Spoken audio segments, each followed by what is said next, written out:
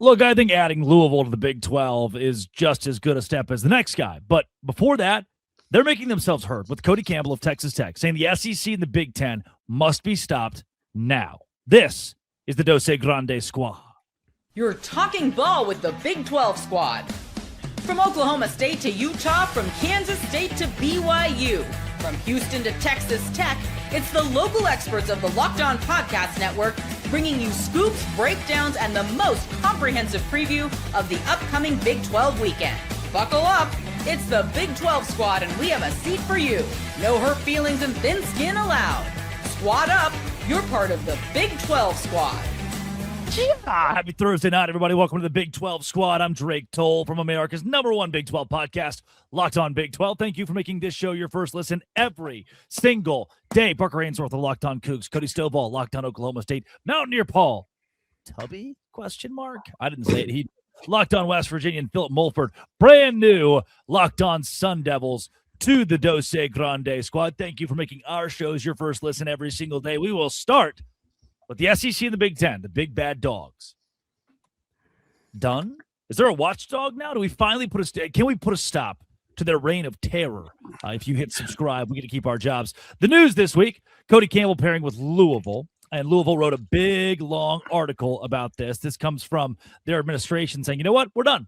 The Big Ten and the SEC have taken over for too long, and they are dismantling college athletics. If we do not do something now, it will be too late. John Kurtz has talked about this, saying Cody Campbell has their ear, and the SEC and the Big Ten are now writing a response paper, and they're going back and forth. Effectively, I think we're finally all coming to terms with the fact of the government, as much as I am not usually pro-government stepping into things, nope, this is one of those where, like, the government's going to have to step in.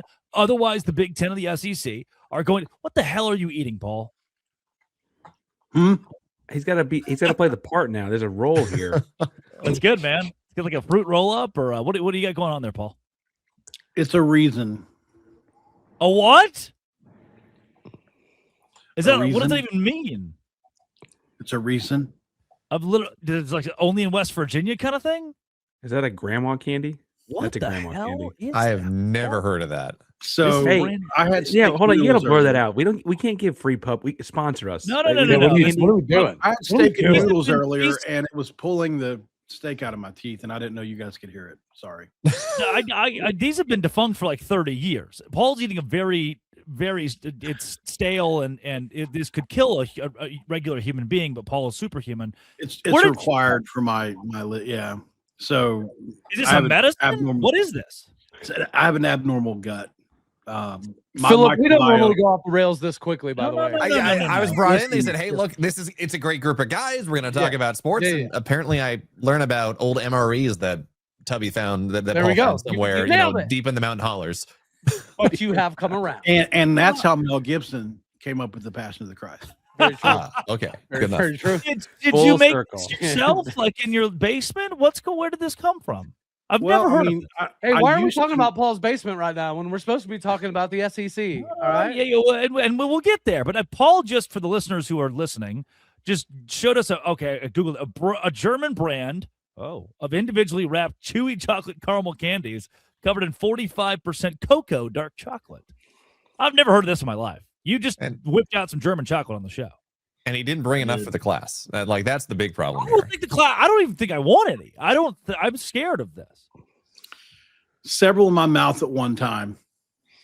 Hey-o. Speaking of MREs. Heard that before. There we go. I think we can all, and look, we'll talk today on today. We will talk on today's show about West Virginia, the bubble, and how ESPN has kind of boxed out the Big 12 on plenty of different subjects. But at TCU in the bubble, the list goes on of Big 12 schools that are not getting the respect they deserve. But this whole Big 10 SEC thing is legit. Like, they've got the national networks, Fox and ESPN, by the cojones. They've got Fox and ESPN in their mouths, and they are doing whatever they can to take college football where they want it to go. And the Big 12 is not included in that. Yeah, of course. And the sanctimonious nature in which the Big Ten and the SEC are pretending to operate about how, they don't need somebody else coming in and changing the landscape of college football because it was already changed in 1984. I don't know if you read the write-up that they paid to have put together, but it was absolute nuts to see them, of all people, pretending that they're here to protect college football. So, if we change stuff, it would be bad for college football. It's la la land, fellas. I mean, look, I'm already here a refugee from the Pac-12. We already had it happen to me once as an ASU guy. Like, thank you, USC, for breaking that up. I know they want more money here, guys, but can I at least have like 3 years in a conference before it gets blown up again? Can I ask a question, please? Someone. Go ahead, Drake. Go ahead. Thanks, Cody. Tenure. I think Cody's the longest tenured one of all of us here. Philip, new guy, Phil. Hey. So welcome to the Big 12 squad. Do you think that the Big 12 is in danger of falling apart here in the next couple of years? What do you feel about the stability of the Big 12 conference, new guy, Phil?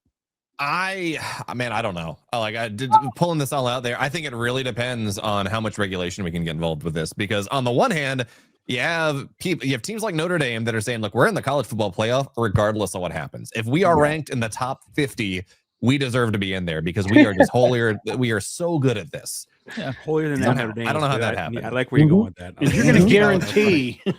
You're going to guarantee our way saying that, like, if Alabama exists, they probably should be in the playoffs. Like, there's so many headwinds working against whoever's not the SEC and the Big Ten. Correct. That, I have no doubt that we're going to go to some, unless there can be something done to stop it, unless there's popular sentiment saying, hey, we like regional conferences, we like having rivalries. You're going to have some Super League. It's going to be the big SEC or whatever, and it's going to have the top 15 teams of the country, and everyone else is going to be just sitting here eating raisins. German chocolate. Not a bad secondary option, if you ask me. Paul is pro Ryzen. Actually, so I think Philip makes a great point here, and let's go there next. It is, and the reason we're going to break here and go to, because I want to flesh it out. Josh Pate posted a list of if he could change college football tomorrow and go back to conferences that make sense, because they do not make sense that Rutgers is playing UCLA. If we could go back and do it over again, here's how he would do this. I'll tell you. This is the Dose Grande squad. I'm Clea Butler, host of Locked On Women's Basketball, and this is Mazda's Women's Basketball Snapshot, celebrating the work no highlight reel can ever capture. Number 1 ranked UConn dominated St. John's 85-49 on Sunday at Madison Square Garden, extending its winning streak to 47 games. The Huskies capped a perfect 31-0 regular season, including 20-0 in the Big East. UConn is winning by nearly 38 points per game, the third largest average margin in Division I history. Since 1999 to 2000, UConn has 9 undefeated regular seasons, as many as all other programs combined, and has turned 6 of those into national championships. These moments are earned off the clock, those long before the lights ever come on. The sweat, the fakes, the doubt, the scrapes, and coming back for more every time. Mazda puts that same drive into every detail. Wins define the moment, putting in the work, that defines you. There's more to a Mazda because there's more to you. All right, gents. So here is what Josh Pate proposed. This still alive, by the way. Josh Pate is alive. Let's get paid. The Everydayer Club. If you listen to Locked On Big 12 every day or Locked On Cougs every day, you can go to Supercast. Hold on. LockedOnBig12.supercast.com. LockedOnWestVirginia.supercast.com. Locked On insert name here.supercast.com for the everydayers. You can get ad-free Locked On every day. LockedOn.supercast.com. And Josh Pate. This is his proposal. He wants to, hold on. Let me make this clearer for you guys, because you're all going to complain that you can't see it. He wants to revamp college football via his own expansion plan. And I am now proposing the idea to you guys of whether or not this is the way to go. If we could go back yesterday and make it all right, if we could start over, West Virginia shouldn't be in the Big 12. If we could start over, Arizona State shouldn't be in the Big 12. They should be in a conference with BYU, with Utah, and with USC. And guess what? West Virginia should be in a conference with Pitt and Louisville and Virginia Tech. If we could go back and do it all over again, we would do it. It would make a whole lot more sense. But we ruined it, that we can't put the toothpaste back in the tube, obviously. However, if I could vote right now, wave a magic wand and go back to this, to have regionality in college athletics, to have regionality in sports, I would do it. None of you are on the screen, but you can begin speaking now. So I gotta say that I love having a big Josh Pate story. It feels like he hadn't been in the news a lot lately, and I love having Stop more it. Josh Pate things to talk Stop. about, especially because Drake, I feel like, if anyone would know about needing to redo and put toothpaste back in a tube and just go back in time, Josh Pate absolutely is the guy to want to do it. Now, I will say, as Locked On Cougs host, we've talked when Houston got to the Big 12 by this 30-year gap. The Southwest Conference falls apart. Houston gets left out of the Big 12. They're still trying to recoup all of the time lost. There's a generation of fans that are now donating to all your programs that never happened at Houston, right?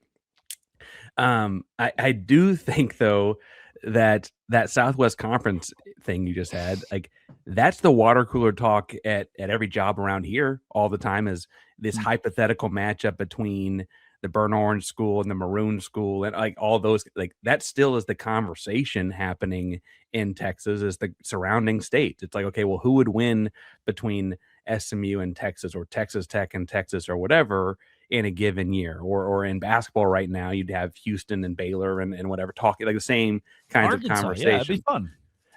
And I like the regional aspect of this was so great for so long. And as someone who got left out of it once upon a time, it'd be great. It does make this kind of feel like we just got here for nothing, like Phil pointed out a second ago, right? Like, wait, we all just got to this 4 mega conference, like, 4 gigantic 16 plus team leagues. And like, it feels like, how far can you really try the experiment before you call it completely failed?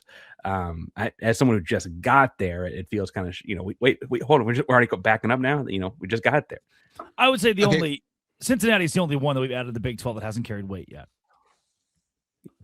Agreed, but everyone else has done something. I mean, Utah is a hypothetical. What has Utah done? Yeah, the hypothetical something, right? They won 10 games this year. When I look at that Josh Pate thing, it validates that he absolutely hates the Big 12 or the origination of the Big 8. Because why is he putting Utah? I'm so flipping tired of Utah. I do not want to be with them, next to them, a part of them. Get them. I'd rather be Rice and be next to Houston Rising? than be playing. Get this Utah business out of here. Look, I'll take Utah back. Okay. You put ASU back in the Pac. He yells in the Pac-10. I hated those games because they killed every promising ASU season in the last 5 years. But I'll take Utah. That's fine. I just want to go crush Oregon's dreams in the desert every year. And we don't get that anymore. You of course you talk about these matchups that don't make sense. Why in the world is Stanford in the ACC? Because Josh Pate can do whatever he wants. No, like they're back in the Pac-10. That's fine.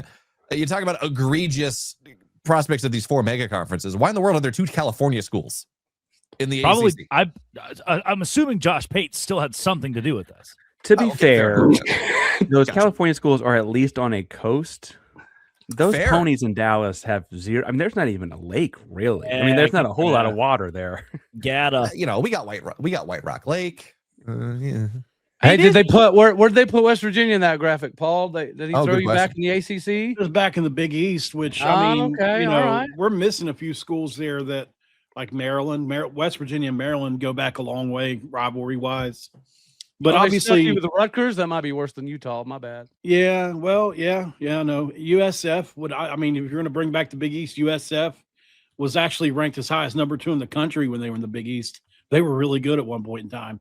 But I mean, obviously they're not in a Power 4 conference now. I get it, but obviously for West Virginia, Virginia Tech and Pitt, there's 100 years of history on both sides of that. There's a ton of regionality involved in that. I think it's simple things in life are what people care about. Can I drive to the game or not? Or do I have to book a flight and call off work? It's so simple, and yet they still F it up. It's crazy. The ability to drive to to Blacksburg, or the ability to drive to Maryland, or the ability for them to drive to Morgantown. Pitt's an hour away. Virginia Tech's 2 hours away. It's insane. The hatred too. I was real worried about where you're about to say you were driving, Paul. So I'm glad you clarified there. The second one, I will say though, the other thing, and this is probably unique to Texas, is that like Lubbock and Houston are still like 10 hours away. Like I that's probably unique to the geography of the region, but like Tulane and Tech in that Southwest Conference thing, going from New Orleans to Lubbock, that's a long way and still feels like there's a regionality to it that I kind of think works, right? Like it's not necessarily just driving distance, right? There's more to it than just that. There's also, you're in the same time zone, right? It's one thing to say, I can't drive from Lubbock to middle of nowhere, Louisiana. That's fine. But I don't have to stay up until 2 a.m. to watch my team play. I don't have to go to, I have a job. I can still follow ASU. Like, obviously, if I'm an ASU alum and I live on the East Coast, that's a different thing. But, I shouldn't, these conference games that are all over the place, it's a lot easier for me to follow if it's in the time zone of the school that is playing. Correct. That's a great point. Also, we can take 2 minutes on this. If you have a politician on your show, because you know what, I'll say it. I think a couple of us have had Josh Pate on our shows. I like Josh Pate. I have his phone number. Always been great to me. Always been great to me. Yeah, me too. There is a dividing line of like, hey, this person's a politician. 50% of people are going to react to this negatively. 20%, 30%, 40%. You start to weigh the odds of that percentage, right? Ultimately, Pate deleted the video with the president. That's always like, I'm pro don't delete. Like, leave that thing up. Let it I didn't know that. Let the conversation, don't delete the thing. Don't wave the white flag. Drake, stand by to your be decision. clear, he didn't delete the full episode. There was just like a Correct. split off, right? Like the He full deleted episode's still up, I think. So it'd be like Locked On Big 12 posts, hey, here's the best segment so that you can just digest what you came to see. And the idea there would be for Pate or Locked On Big 12, this is the magnum opus. This is what you go and see. I think a lot of the listeners of this show, of our shows, listen to Josh Pate. I'm not berating you for listening to him. Right. I'd say in a spot like this, the president invites you to the White House. Joe Biden, Donald Trump, Ronald Reagan, George Washington. Go to the White House. Do whatever. Make your own personal decision or do whatever you like. Have a relationship with the president. That's fine. I think the second you bring it into your listenership, and you don't center it around sports. I listened to the interview, and it was not really about sports either. That's what I'm like. Yeah, but that's what I'm like. Okay, maybe we don't. You just don't have to do that. You don't have to alienate 30% of your listenership. It was just a bad interview. Yeah, maybe he was trying to expand his horizon a little bit there. That was my thought when I watched it. But maybe he was trying to get into another medium. Maybe what he a missed. risk, It is a risk. Well, and I haven't seen it yet, but I assume Trump being a sports dude, they would talk a lot of sports. So I They figured talk some. it would make some sense. Yeah, I mean, but the pipeline from college football to the Senate is. Condoleezza Rice. Can I say one other thing? Gossett Tuberville. I think though that Drake, the thing, and I mean, you had a lot of points. So I'm saying you missed something on purpose. The thing that you missed though is Pate had to that point been pretty adamant about like, hey, let's just talk ball, right? Like that. I think that was kind of his being was like, I'm the guy that just talks ball. Right? Yeah, regular sports. Pate's just the normal sports guy. No, Remember ESPN though, politics. he started out talking ball, and Trump didn't know what the heck he was talking about. Like, he was struggling to keep up in some of the areas. No, that's going to happen. Oh, really? You can't ask Trump. Hey, I think he pivoted though because zone? it was obvious that there was a disconnect. You know what I mean? I'll be darned.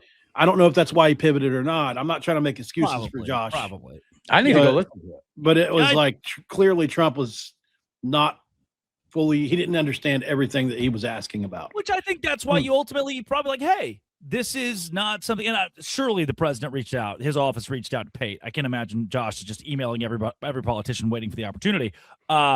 And you weigh that, right? You weigh the cost analysis of this. Pate weighed it. He did it. It blew up in his face a little bit. It would be tantalizing. I mean, if you're trying to tell me that they didn't have a list of subjects they were going to go over, like I think it was impromptu in a way by the I don't know by the media office. Right. I don't think they would just give him they No, brief that stuff to a T. Yeah, they brief that stuff to a T. I think Pate has to understand this guy doesn't know ball like that, which also fine. I don't need my politicians to know Fernando Mendoza's 40 time. I don't need that. I don't really care. Then it's a matter of, okay, if that's not going to add to your sports conversation for the sports guy, then it's not really like, hey, if Pate says I have my separate podcast, the Josh Pate show of Josh Pate and the world. Yeah, dude, go talk about politics. I don't care if outside your sports show, you have whatever beliefs you want. You know, I actually assumed the intersectionality would be this Cody Campbell and will the government get involved? I figured that would be the bulk of that conversation.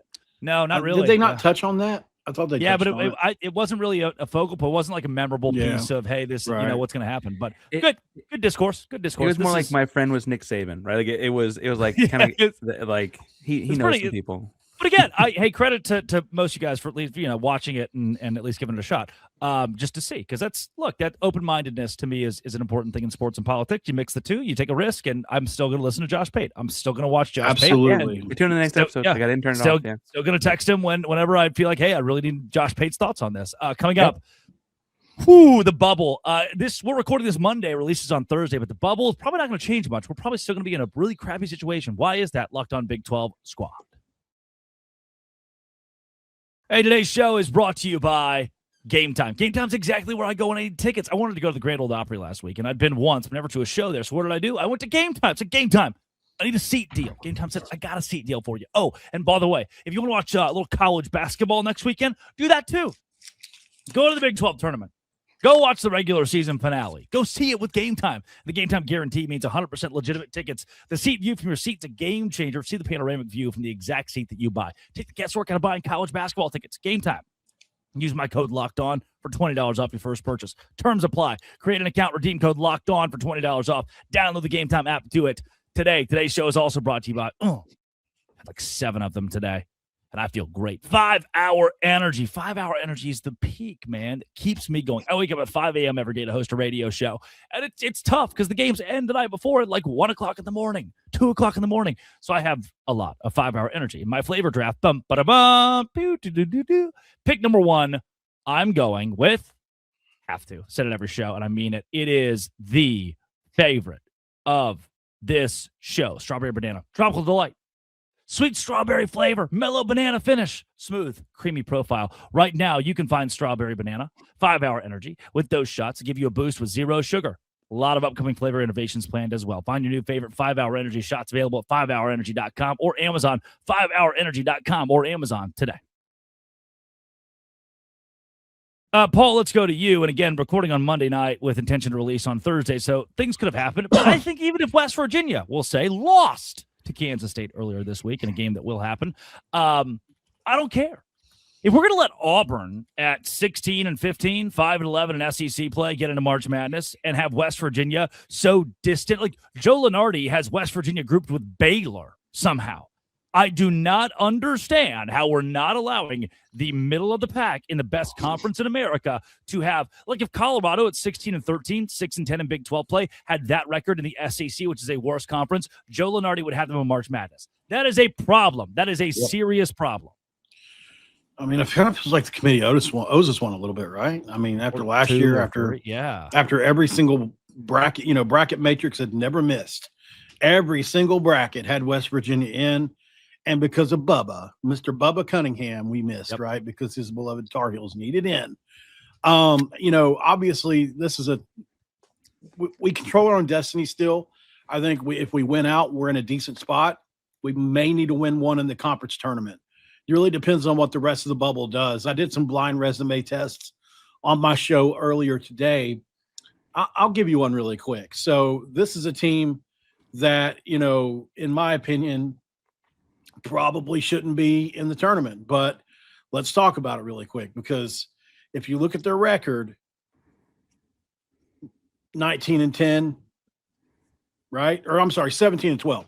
Nets 41, 2-11 in quad 1, 2-1 in quad 2. Do you know who that is? Anybody know who that is off the top? That would be Indiana, a team with 2 quad 1 wins, 2-1 in quad 2, and somehow they are above West Virginia. Darren DeVries have lost 4 straight games, and they're still in the tournament. Somebody explain that one to me, and you can go Auburn as well. You think Bruce Pearl's probably worth 4 more wins for that team this year if they had kept him around? Maybe. They're also not as good as they were last year. I think the interesting thing to me is it's the exact inverse of the SEC argument in college football playoff, right? Which is a much smaller field, and they'll tell you that a 3-loss SEC team needs that 10, 11, 12 spot because those 3 losses are just because they play in the SEC. Well, the inverse of that is exactly this in the Big 12 with basketball. TCU has beaten some very good teams, played Michigan down to a nail biter, and ultimately is going to sit at about 500 in this league, right? Like that's the way that goes. They lost to a bad Colorado team that is probably going to keep them around 500, right? Truthfully, they took Michigan down to the wire, and Michigan's going to be a 1 seed. Like, you're telling me they couldn't have an upset in the first weekend if you gave them the same chance? And this is, it feels like the exact same argument, but it's not being applied for, dollars or whatever you want to put it on. Meanwhile, I would point out, while I'm talking about dollars, I'm brought up dollars, the Big 12 is doing very well in terms of TV ratings in basketball, right? Like, Big Mondays, the Big 12, the teams are doing very well. Saturday afternoon, Saturday night, like primetime Big 12 basketball is doing very well. You'd think this would start to spin at some point, and it's not. Got to win it, fellas. Yeah, I mean, obviously in West Virginia's case, I'm sorry, Philip. In West Virginia's case, you have to win out, right? I mean, and the thing is no Big 12 team has never been above 500 and missed, right? I've got some people telling me that if we win out and we're 10-8, we're probably still going to miss. That's what people are telling me. That's crazy. Yeah. Sorry, Philip. It's like, sorry, I don't mean to step on Arizona State's toes here. I look at the conference though. You mentioned West Virginia sitting there at 8-8. Is there any doubt that BYU at 8-8 would get in though for the TV dollar because we want to see DeBonta in the tournament? That's right? I it. mean, You nailed it. It is silly. And this is pushback just a tad. It should open the conversation up to 8-8 isn't all made the same based on non-conference. Like, BYU has beaten some of the best teams in college basketball, or at least played them close. Right, like UConn. That's a game they're going to use. And so yes, this is the difference though to me of where BYU could be a 5 or 6 seed and West Virginia should be a 7 seed. Like, I don't even think West Virginia should just squarely be in. Right, I'm more arguing that they should both be in. I'm sorry if that wasn't like, okay. If one is, they should both be. But anyway, just based off our quad 1 wins, I feel like we should be in. You know what I mean? We've won some really good games. We've beaten Kansas, we've beaten UCF, we've now beaten BYU. Yeah, I mean, it's kind of silly. It's the silly, and we've kind of touched on it, the silly losses, the Utah, the Oklahoma State. That's what's killing us. Terrible, but it's the Utah. 2. It's the Baylor. It's, the home losses to bad teams. And in relative to where you want to be as far as Big 12 schools and their status, like I'd say Baylor's a bad team right now. Certainly good spurts, but that's anybody in the Big 12. Oklahoma State on their best day could beat Kansas in Stillwater because it's the Big 12. Our basketball is that deep. I believe that. And also it's probably because Darren Peterson won't play that game. Baylor has a lottery talk picks. About perception being a big deal in football. Let's say that Houston beats Florida for the Natty in basketball last season. Does that change this conversation at all? I don't know. What do you maybe? And while the I would money's love still that, at the head of it. obviously, I don't think it does. I think what's interesting though, Cody, is like, Houston is 60 seconds away from a title, right? But Tech was also up double digits down the stretch in their Elite 8 game, and you could add 2 Big 12 Final Four teams who were that close to that. And you've had Big 12 teams actually win it recently in Kansas and Baylor, and Tech was in the final in 2019. So while I guess they didn't win it last year, the Big 12 has had success. Like, it's not quite apples to apples to me. I know, but it feels like other conferences, if we give them an excuse to bury the Big 12, they're going to do it every time. Yeah. Here's my question. How much of this flows down from other sports, right? So yes, Big 12, great basketball year. In the past couple of years, we've been very good. Even if ASU is kind of got to throw that in there. But football is, if basketball money is here, football money is off my screen. Right. And we all know the SEC, it just means more. They have the big football dollars. We were talking about this at the start of the show. How much of this is, well, even if we're going to take Auburn, for example, even if Auburn is mid to poor, kind of okay in basketball, they have such a big fan base from their other sports that the calculus says they're going to bring more money into the broadcast. They're going to bring more viewership in than a very good Texas Tech team that, it is a newer school, newer program that maybe it doesn't have that level of, well, we're Auburn, right? War Eagle, let's go. Yeah. I think there is something to that for sure. And I did think, when you look at, like, I'll use West Virginia one more time.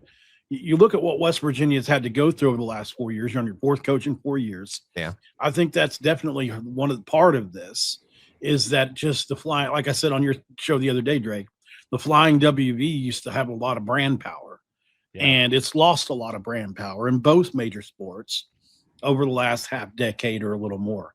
After Bob Huggins was let go unceremoniously, and when Neil Brown took over, unfortunately. So we've got work to do. We're hoping to regain some of that in the next couple of years because time is running out.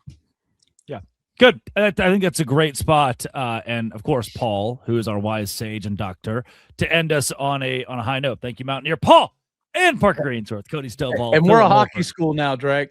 And Oklahoma State's a hockey school. Go build that rink, I thought buddy. she was wrestling. If you hit subscribe, Not this year. we all get to keep our jobs. Thank you for making our shows your first listen every single day. This has been, it always will be, Locked On. You know what? Whatever. Thanks again for making it your first listen every single day. The Dose Grande Squad.